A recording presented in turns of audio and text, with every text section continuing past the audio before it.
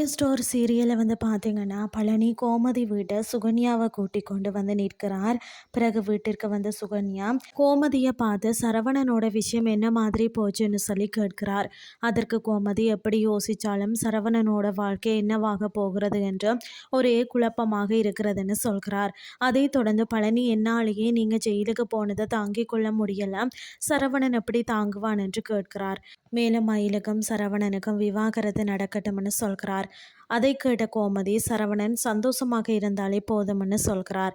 அதுக்கப்புறம் பார்த்தீங்கன்னு சொன்னால் மறுபக்கம் மீனா செந்தில் வச்சிருந்த பணத்தை பற்றி யோசிச்சு கொண்டிருக்க ஒழுங்காக வேலை செய்யாமல் இருக்கிறார் மீனா.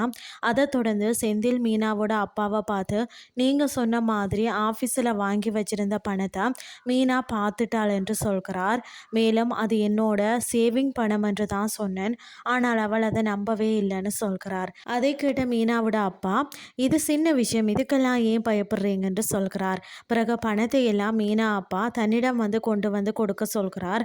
அதை தொடர்ந்து கதிர் ராஜி கிட்ட சரவணன் பற்றி சொல்லி கவலைப்படுகிறார். இதுதான் இன்றைய நாளுக்கான எபிசோட்.